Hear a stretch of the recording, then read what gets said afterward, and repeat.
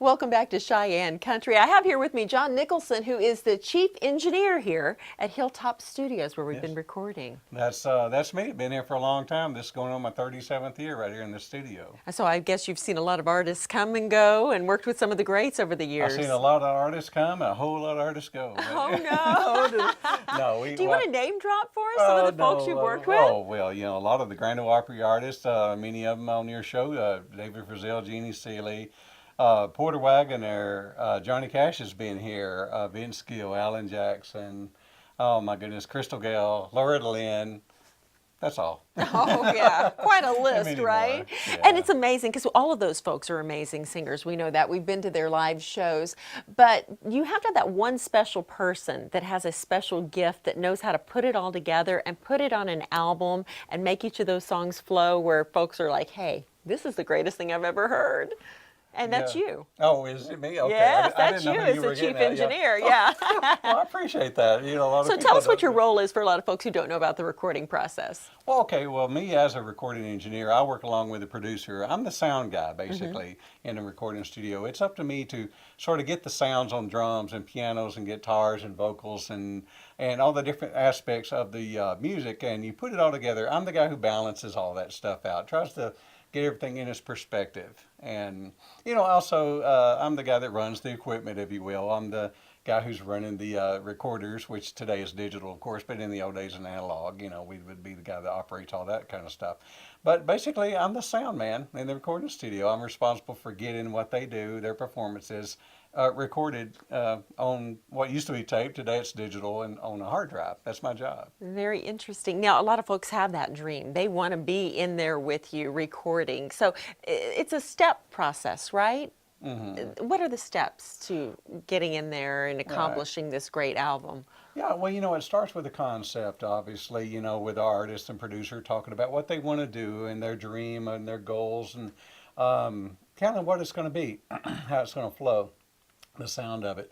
And then, you know, then the musicians come in, the professional musicians typically here in Nashville, which make my job really easy. And we all just kind of get on the same page about what a song is, you know, and how we expect it to be when it's finished. And, you know, so everybody just kind of talks about that. And me as the sound man, I'll be listening to how they want this thing to be. Is it going to be contemporary? Is it going to be kind of almost rock and roll? Or is it going to be traditional country, bluegrass, all these different things? The sound man's got to know those things. So he knows how to get that kind of sound out of the board, you know, that the musicians are all filtering into. So it's important to be on the same page as them, as that guy, as the musicians are talking about their arrangements and the structure of a song, things like that, the chords and so forth that they're going to play. It's equally as important for the sound guy, the engineer, to understand, okay, I understand what kind of sound they're going for. So that's what I do. I think it's amazing how you accomplish that sound sometimes, though. I've seen so many stories where you stuck somebody in a closet or a corner, or this wall was bouncing the sound off a little bit too much, so you might throw a quilt up there, or just different ways. That's true. Yeah. You know, as a sound man, again, you have to understand the acoustics of a place, and this studio that we have here is a very good acoustical studio. It's a dry sound and room in here, meaning it doesn't have a lot of reverb to it, and it's easy to add that later than it is to be in a very big ambient room that's too echoey. So you wonder why it don't sound good, rather. So it's because of the room is sounding bad. So you got to start out with a good room. So anyway, but that's what the engineer is responsible for doing.